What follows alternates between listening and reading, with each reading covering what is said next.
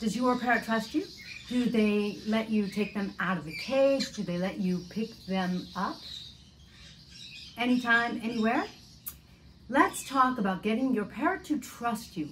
5 ways to be sweet to your parrot to gain more of that blissful bond. Hi, I'm Kaylin, the author of The Parrot Bliss Bond. I'm also a novelist. If you're looking for something to read, something kind of fun, check out Cake by the Ocean. Now, today we're going to talk about 5 ways you can get your parrot to trust you.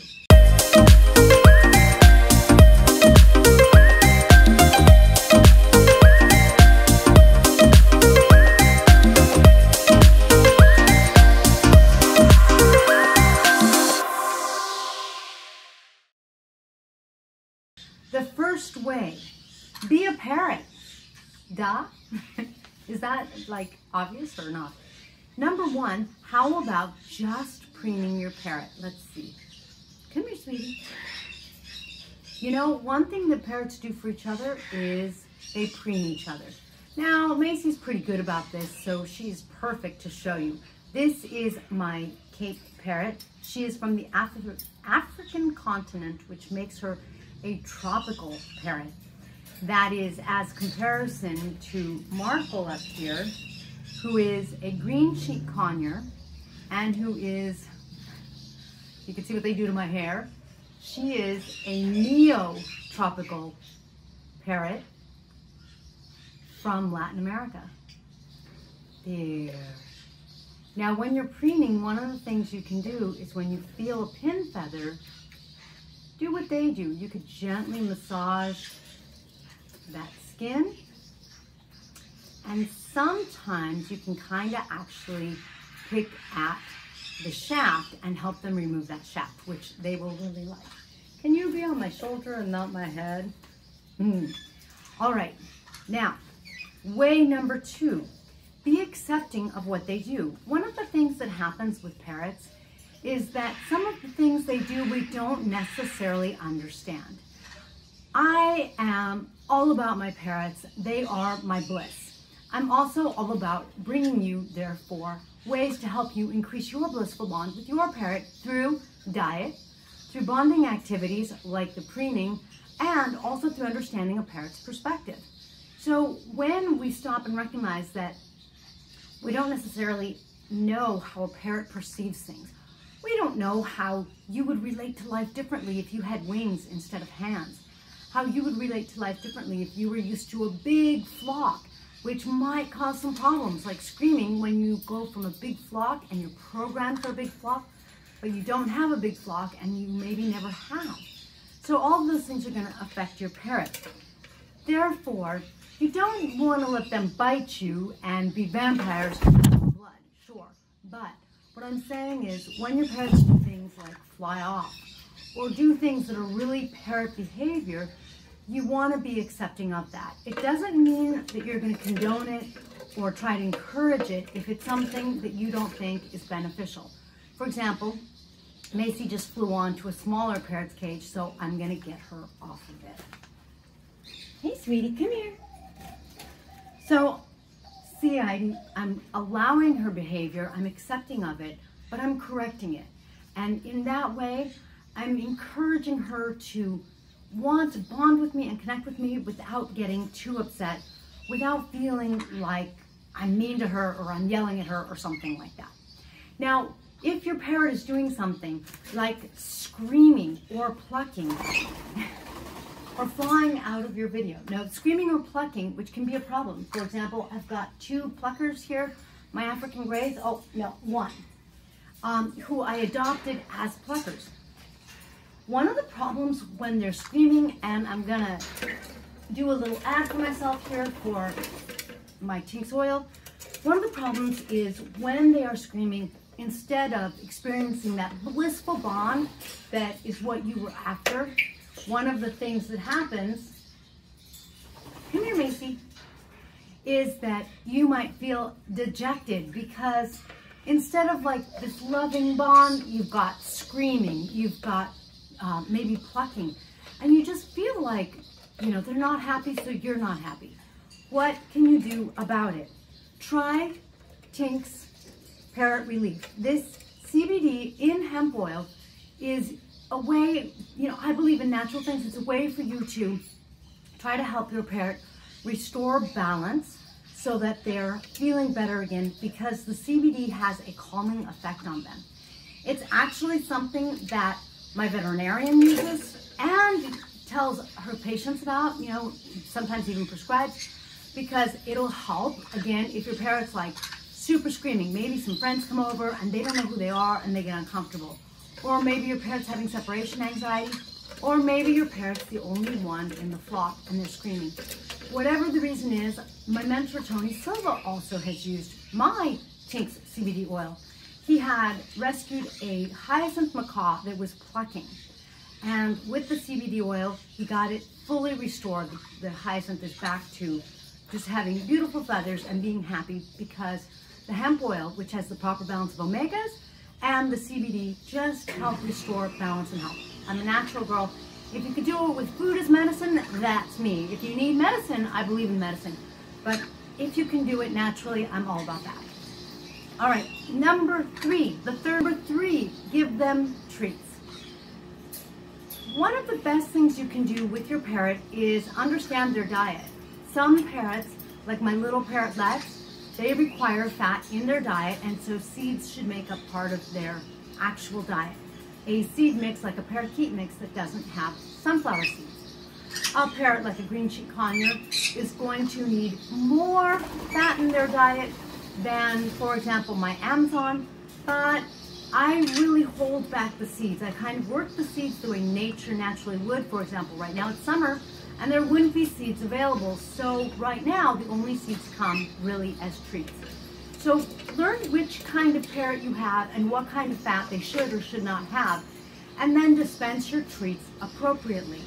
Treats are going to help make you, when you dispense them, make you special. I call it being a Pez seed dispenser, because you're like a Pez seed. You know the old Pez toys? I used to love those when I was a kid. You lift the head and the candy comes out. They lift their head and I give them a seed. Not all the time, of course, but you get the idea. When you're the Pez seed dispenser, they create positive associations with you. They create positive experiences with you, and they start to trust you more. Why? Because you're not yelling, you're being accepting of them, and you're encouraging the behaviors you want, the bonding time, so that you can build up more of that bonding bliss. And so I hold back seeds, generally speaking, from their natural food, and by natural I mean like their core diet, because I tend to like to give it out myself for that bonding, and also to make sure that I know how many seeds they've gotten, so I understand how much fat my parrot's getting, especially when I want to really monitor the fat and make sure that they aren't getting too much. When you have a parrot like an Amazon, don't forget, they are really prone to getting overweight, and they should have a minimal amount. So you have to find other natural treats, like for example, a freeze-dried beet chip that doesn't have anything in it, and they do exist. And when your parrot gets used to it, they like it. My parrots, my Amazons, it took them no time at all to get used to it. Number 5, how else can you be sweet to your parrot? Let me tell you that parrots are psychic. They communicate telepathically. You may not believe me, but if you have a parrot, you probably believe me. And if you don't have a parrot and you're thinking about getting a parrot, watch for it. Because when you get your parrot, you'll find that they kind of seem to know what's on your mind. They kind of seem to know what you want and what you don't want. Like, they seem to read your thoughts. And actually, it's not thoughts. People who communicate telepathically say that it's more of the feelings and the energy kind of thing. So use that. I know that you and I may not be able to really hear our parrots thinking, telepathic communication, or maybe we can only get a sense of a little bit of it, and maybe we couple that with some body language, but we don't have to be able to really understand everything that they're telepathically communicating in order to use it to our benefit. Be caring with your parrot. When you are sweet and you just have them around, you're spending time with them, you're engaging with them, you're giving them these seeds, be feeling and thinking thinking, because when you're thinking it, you're going to be feeling it as well, that you love your parents, that you appreciate them, that you think that they're so sweet and so beautiful. Be focusing on the bond. Come here. You don't want to step up. You don't want to step up? All right, I'm going to be accepting and just give her some text. Be focusing on the bond and the appreciation. For example, Markle, when she was a baby, I didn't spend a lot of time with her. My daughter did. Now, parents tend to have their preferences just like you and I. And Markle, for whatever reason, she seems to like me. I think it's because I'm in the kitchen a lot, they see me a lot, I'm cleaning, I'm changing their food, I'm doing this, I'm doing that, and they see me a lot. But for whatever reason, Markle just really seems to like to be with me, and I care about her. I genuinely, really care about all of my parrots. I'm crazy about all of my parrots. They are my bliss. And as you can imagine, when you feel that way, your parrots know it. All of my parrots tend to like me. Some of my parrots, like my Africans, are a little harder to handle. Africans are a little notorious for that. Plus, I adopted mine as adults and 3 out of my 4 as plucking adults. So you could say that I really took on some problem children, and I feel like it's gotten better. The CBD oil has helped, but for example, Venus here, who I think you could see her right there, she likes my husband and will have none of it with me. She doesn't care if I feed her. She doesn't care if I give her a treat. She'll take the treat, by the way. She doesn't care if I clean the cage. Like, she doesn't care what I do. She wants me to give her a treat, but she wants to hang out with my husband. And that's okay. I still care about her. I still think she's a beautiful bird. I still enjoy them all just so much. They enrich my life. I consider myself so blessed and so grateful to live in a time where I can have parrots like I do from Australia, from Africa, from Latin America, probably all over Latin America. Unfortunately, one of the only countries I think that doesn't have parrots is the US, because we used to have a Carolina parrot, but it went extinct. So, I am so blessed. I care about my parrots, and I really think that they know. They pick up on it. And then I have a more blissful and sweet relationship with my parrots. In these 5 ways, I'm sweet with my parrots. They pick up on it, and I really feel like I have their trust. Be patient. Trust with a parrot. Sometimes it can be earned overnight, but generally speaking, it takes some time. Parrots are creatures of habit, and one of the things that happens is they don't think analytically the way you and I do. So keep in mind that when you're building their trust, you have to really create this atmosphere so that they're telepathically picking up on the fact that you care. They're telepathically picking up on your intentions to build trust and to really enjoy them and have them enjoy you. And as you build that ambiance, let's say, they will pick up on it.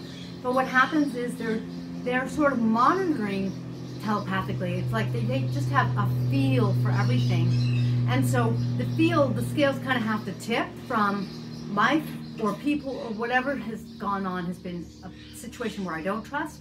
And as things change, as you're more caring, as you are feeling and thinking that you appreciate them, you are giving them treats, you're spending time with them, even if it's just in the same room, and you are really, maybe you're petting them, maybe they don't let you preen them, but whatever it is, you're doing it and you're tipping the scale, and then naturally their demeanor just changes. That scale tips and things will shift, but you can see this is sometimes a time thing. Sometimes it just takes some time.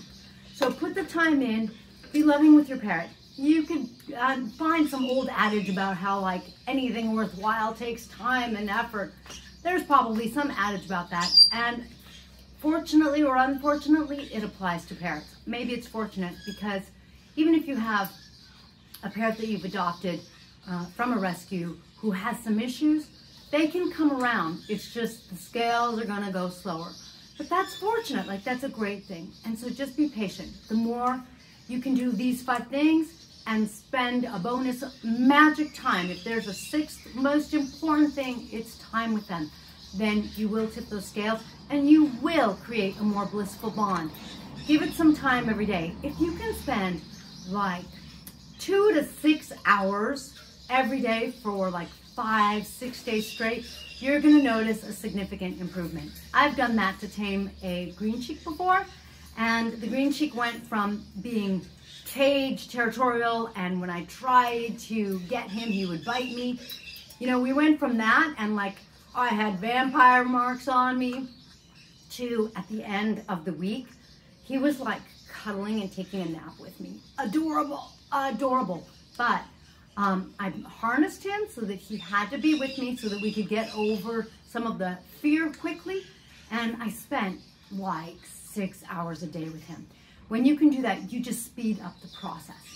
Thank you for joining me. I really hope that you can gain your pet's trust and increase that blissful bond, because I don't think there's anything better. Well, there's a few things that are better, but not very many. This is one of life's gifts, because out of all of the pets you can have, and I really consider this a companion, like a life companion, because they live so long.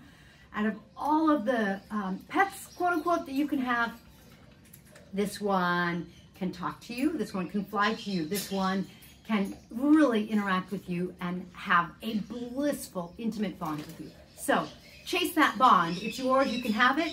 Just make sure you like and subscribe so that you can ask questions and keep watching videos to help you with that bond. Thanks for joining me. We'll catch you next time.